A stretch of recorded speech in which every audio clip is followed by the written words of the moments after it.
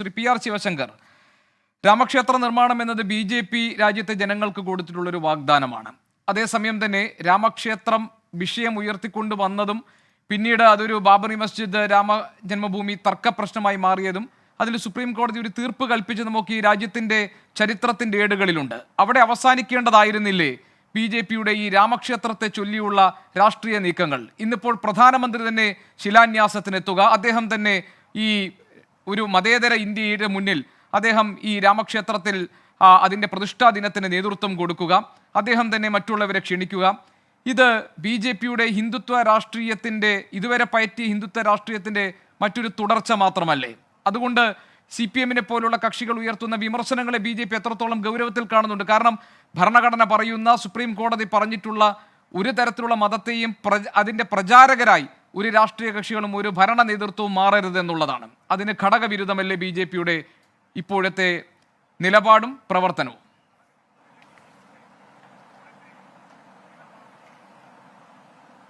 ഞാൻ ഒരിക്കലും അതിനെ അങ്ങനെ കാണുന്നില്ല. കാരണം രാമക്ഷേത്രം എന്നുള്ളത് തന്നെ ഒരു രാമൻ എന്നുള്ളതോ ഒരു മതത്തിന്റെ ഭാഗമായിട്ട് മാത്രം കാണേണ്ടതല്ല.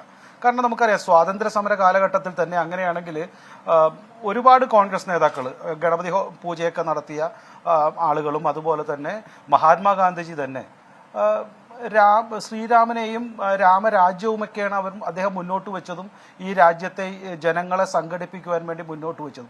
അതുകൊണ്ട് തന്നെ ശ്രീരാമൻ എന്നുള്ളത് ഒരു കേവലം ഭക്തിയുടെയോ അല്ലെങ്കിൽ മതത്തിൻ്റെയോ ഭാഗമായി ആയിട്ടല്ല ലോകത്തെ ജനത മുഴുവൻ കാണുന്നത്, പ്രത്യേകിച്ച് ഭാരതീയർ കാണുന്നത്. അതൊരു ഇറ്റ്സ് എ മോഡൽ, ഒരു മോഡലായിട്ടാണ് അത് കാണുന്നത് എന്നുള്ളത് കൊണ്ടാണ് ജനങ്ങൾ ആ രീതിയിൽ കാണുന്നത്. അതിനെ അങ്ങനെയാണ് കാണേണ്ടതെന്ന് ഞാൻ വിശ്വസിക്കുന്നു. ഒരു കാലഘട്ടത്തിൽ അങ്ങനെയാണത് കണ്ടിരുന്നതും. രണ്ട്, എനിക്ക് തോന്നുന്നത് ഇവിടെ മറ്റു രീതിയിൽ പറഞ്ഞാൽ അങ്ങടക്കം പറഞ്ഞത് പ്രൈം മിനിസ്റ്റർ അടക്കം ഈ പരിപാടിയിൽ പങ്കെടുക്കുന്നു എന്നുള്ളത് നേരത്തെ ഞാൻ യെച്ചൂരി പറയുന്നതും കേട്ടിരുന്നു. അതായത് ഇന്ത്യയുടെ പ്രധാനമന്ത്രി BJP-കാരനായതുകൊണ്ടും UP പ്രധാനമന്ത്രി BJP-കാരനായതുകൊണ്ടും അവർക്ക് ഇതിൽ പങ്കെടുക്കാൻ പാടില്ല. അതുകൊണ്ട് അല്ലെങ്കിൽ അത് BJP-യുടെ പരിപാടിയാവുന്നു. ഭാഗ്യവശാൽ ഇന്ത്യയുടെയും ജനങ്ങളുടെയും ഭാഗ്യവശാൽ BJP MP-മാരും MLA-മാരുമാണ് ഇവരെ തെരഞ്ഞെടുത്തത്. അതിൽ CPM എന്തിനാണ് ഇത്രയേറെ ഭയക്കുന്നത് അല്ലെങ്കിൽ വേവലാതിപ്പെടുന്നത് എന്നുള്ളത് അദ്ദേഹത്തിന് മാത്രമേ മനസ്സിലാവുള്ളൂ. പിന്നെ അദ്ദേഹം അത്ര വലിയ ഒരു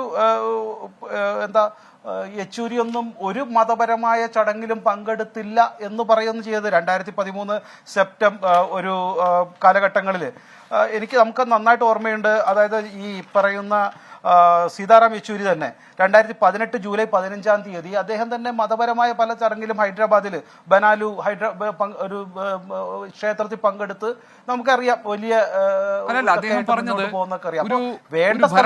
മതം കൃത്യമായി ഇന്ത്യ പോലെ ഒരു മതേതര രാജ്യത്ത് ഒരു ഭരണത്തലവൻ ഈ മതപരമായ കാര്യങ്ങളിൽ പങ്കെടുക്കുകയും അത് എന്ത് സന്ദേശമാണ് മതേതര രാജ്യത്തിന് കൊടുക്കുക എന്നുള്ളതാണ്. പിന്നെ രണ്ടാമത്തെ കാര്യം, ശ്രീ ശിവശങ്കർ, രണ്ട് കാര്യങ്ങളിലാണ് എനിക്കിപ്പോൾ താങ്കളിൽ നിന്ന് ഞാനൊരു വ്യക്തത ആഗ്രഹിക്കുന്നത്. താങ്കൾ പറഞ്ഞു ശ്രീരാമൻ എന്ന് പറയുന്ന ബിംബം, ആ പ്രതിരൂപം, അത് ഒരു ആശയത്തെയാണ് മുന്നോട്ട് വെക്കുന്നതെന്ന്. പക്ഷേ രാമക്ഷേത്രത്തിൽ നടക്കാൻ പോകുന്ന ഈ പ്രതിഷ്ഠാ ദിനം അത് ഹൈന്ദവ ആചാരപ്രകാരമുള്ളൊരു ചടങ്ങാണല്ലോ, അല്ലേ? അങ്ങനെയല്ലേ ആ പ്രതിഷ്ഠാ ദിനം സ്വാഭാവികമായും ആ ക്ഷേത്രത്തിൽ നടക്കാൻ പോകുന്നത്? അവിടെയാണ് പ്രധാനമന്ത്രി എത്തുന്നത്.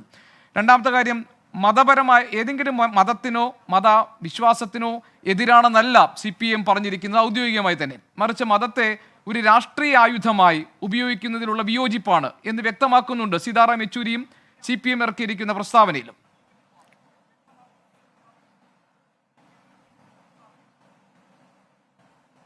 അല്ല, അതും കാലാകാലങ്ങളായി അങ്ങനെയായിരുന്നു. ഒരു രാമക്ഷേത്രമായാലും മഹാത്മാഗാന്ധിജി അടക്കം നടത്തിയ പ്രാർത്ഥനാ ചടങ്ങുകളൊക്കെ ആയാലും രാമഭജനയും ഒക്കെ പാടുമ്പോഴും അതിനെ വേണമെങ്കിൽ അക്കാലത്ത് ഗോപികൃഷ്ണ ആയാൽ അതൊരു ഹൈന്ദവ ചടങ്ങാക്കി വേണമെങ്കിൽ വ്യാഖ്യാനിക്കാമായിരുന്നു. അപ്പോൾ അത് ഒരു സമൂഹത്തിന്റെ, ഈ രാജ്യത്തിന്റെ ഒരു രീതിയും അതിൻ്റെ ഒരു സംസ്കാരവുമാണെന്നാണ് സാധാരണഗതിയിൽ മനസ്സിലാക്കേണ്ടത്, അല്ലെങ്കിൽ ജനങ്ങൾ വിശ്വസിക്കുന്നത്. അതുകൊണ്ട് തന്നെ ആ കാര്യത്തിൽ ജനങ്ങൾക്കൊരു തർക്കവുമില്ല. അത് സുപ്രീം കോടതി നിശ്ചയിച്ച പ്രകാരം അവിടുത്തെ ഒരു മതപരമായ ചടങ്ങ്, ആ മതപരമായ ചടങ്ങ് അല്ലെങ്കിൽ രാമക്ഷേത്ര ട്രസ്റ്റ് അവരെങ്ങനെയാണോ ചടങ്ങ് നടത്തേണ്ടത് എന്ന് നമ്മളല്ലല്ലോ നിശ്ചയിക്കേണ്ടത്. നിങ്ങളുടെ നേതാക്കൾ അതിനെ വിശേഷിപ്പിക്കുന്നത്, അവതരിപ്പിക്കുന്നു. ഇപ്പൊ രാമക്ഷേത്ര നിർമ്മാണ സമിതിയുടെ അധ്യക്ഷ പദവിയിൽ ഇരിക്കുന്നവർ തന്നെ പറയുന്നത് ഇത് സ്വാതന്ത്ര്യ സമരം പോലെ പ്രാധാന്യമുള്ളതാണ് ഈ രാജ്യത്തെ രാമക്ഷേത്ര നിർമ്മാണത്തിന് ശേഷം നടക്കുന്ന ഈ ഉദ്ഘാടന അല്ലെങ്കിൽ ഈ പ്രതിഷ്ഠാ ദിനം എന്നുള്ളതാണ്. ഇപ്പൊ മീനാക്ഷി ലേഖി പറഞ്ഞത് നോക്കൂ, invitation can be send to all but only those called by lord Rama will come എന്നാണ്. എല്ലാവർക്കും ഞങ്ങൾക്ക് ആവശ്യമുള്ളവർക്ക് ഞങ്ങൾ ഇൻവിറ്റേഷൻ കൊടുക്കും, ക്ഷണം കൊടുക്കും. പക്ഷേ ദൈവം നിശ്ചയിക്കുന്നവർക്ക്, ശ്രീരാമൻ നിശ്ചയിക്കുന്നവർക്ക് ചടങ്ങിൽ പങ്കെടുക്കാൻ കഴിയുമെന്നാണ്. ഇതിനെല്ലാം ഒരു പൊളിറ്റിക്കൽ കൊണോട്ടേഷൻ ഉണ്ട്.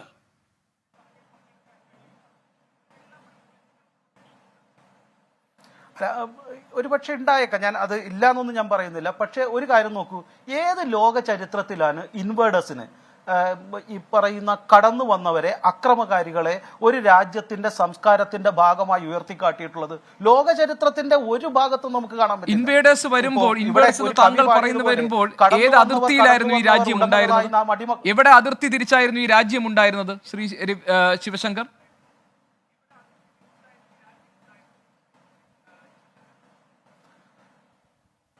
അതിന് നീണ്ട തർക്കത്തിനൊന്നും ആവശ്യമില്ല. ഭാരതം എന്നുള്ള സങ്കല്പം വിഷ്ണു പുരാണം തൊട്ട് ചരിത്രത്തിലെ ഏത് കാലഘട്ടത്തിലായാലും എത്രയോ മുൻപ് തന്നെ വിഷ്ണു പുരാണത്തിൽ സങ്കല്പത്തിന്റെ കൃത്യം, അതെ, രാജ്യത്തിന് ഈ സങ്കല്പം ഭാരതം എന്ന അല്ല, ഈ ഭാരതം എന്ന സങ്കല്പം എവിടെ തൊട്ട് എവിടെ വരെയായിരുന്നു? താങ്കൾ വിശേഷിപ്പിച്ചവർ ഈ ഭൂമിയിലേക്ക്, ഈ മണ്ണിലേക്ക് വരുമ്പോൾ അതിർത്തി തിരിച്ച് ഈ രാജ്യം എന്തായിരുന്നു എന്ന് താങ്കൾക്ക് പറയാം. ഈ രാജ്യത്തിന്റെ അതിർത്തി എന്തായിരുന്നു എന്ന് താങ്കൾക്ക് പറയാമോ?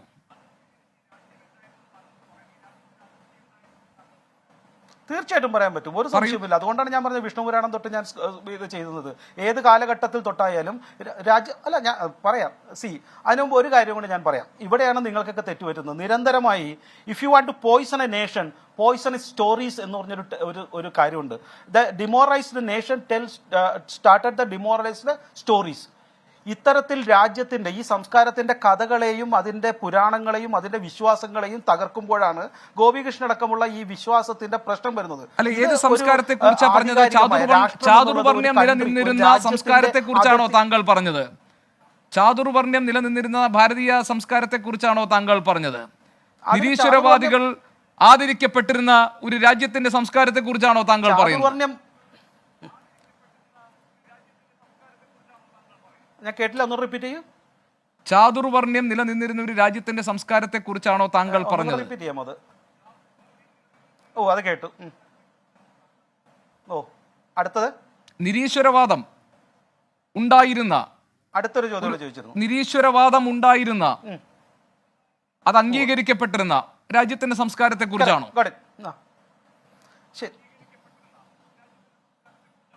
അതെ, സംശയമില്ല. ചില തെറ്റുകൾ ഉണ്ടായിരുന്നു, പോരായ്മകൾ ഉണ്ടായിരുന്നു, അത് തിരുത്തപ്പെടണം.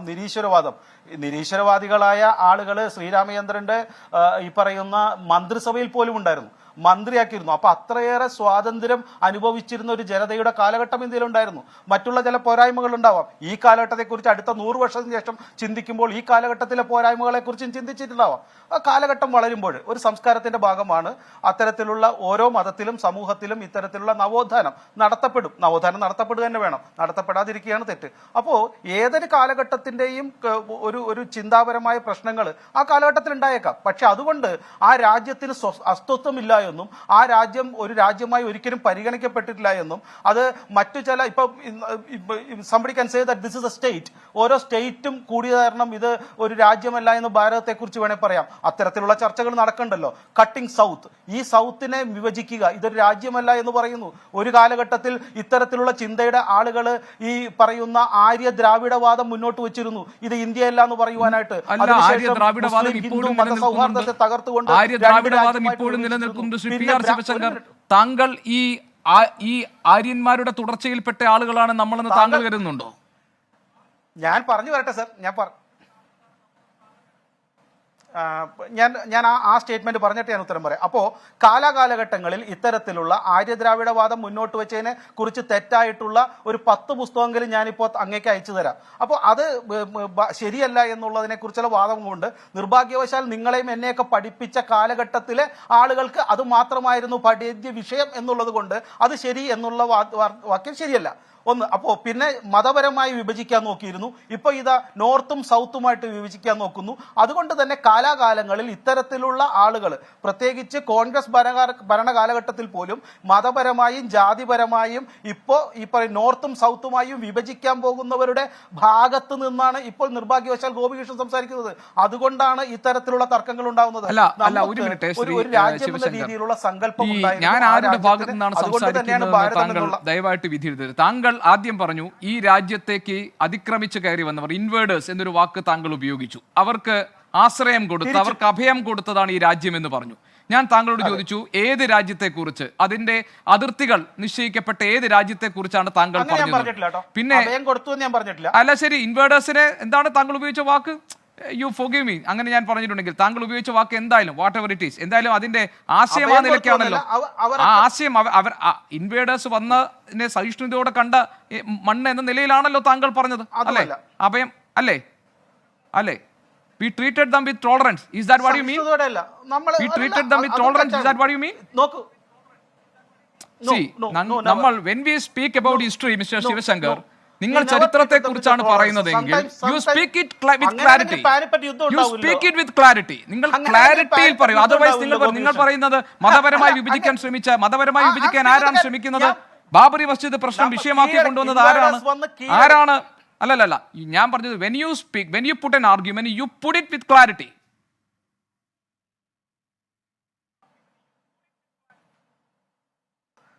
ഞാൻ വളരെ കൃത്യതയോടെ പറഞ്ഞത് ഇൻവേഡേഴ്സ് വന്നതിനെ നമ്മൾ പൂർണ്ണമായും അംഗീകരിക്കുകയോ അവരെ സ്വീകരിക്കുകയും ചെയ്തിട്ടില്ല. അങ്ങനെ പാനിപ്പട്ട് യുദ്ധം ഉണ്ടാവില്ല. എത്ര യുദ്ധങ്ങൾ നിരന്തരമായി യുദ്ധം ചെയ്തിരുന്നു. ഈ കാലഘട്ടത്തിൽ മാത്രമല്ല, നിരന്തരം യുദ്ധം ചെയ്തിരുന്നു. അപ്പോ അത് ഇൻവേഡേഴ്സ് വന്നപ്പോൾ നമ്മൾ താലം കൊടുത്ത് സ്വീകരിച്ചു എന്നതിന് അർത്ഥമില്ല എന്നേ പറഞ്ഞുള്ളൂ. ശരി, നമുക്ക് രണ്ടാമത്തെ ഘട്ടത്തിൽ കുറച്ചുകൂടി മറ്റ് അതിഥികൾ കൂടി ഉള്ളതുകൊണ്ട് ശ്രീ ശിവശങ്കർ, നമുക്ക് രണ്ടാമത്, എനിക്കൊന്ന് ഒരുപാട് നാളുകൾക്ക് ശേഷമാണ് താങ്കൾ വീണ്ടും ഒരു ടെലിവിഷൻ സ്ക്രീനിലെ ചർച്ചയ്ക്ക് വരുന്നത്.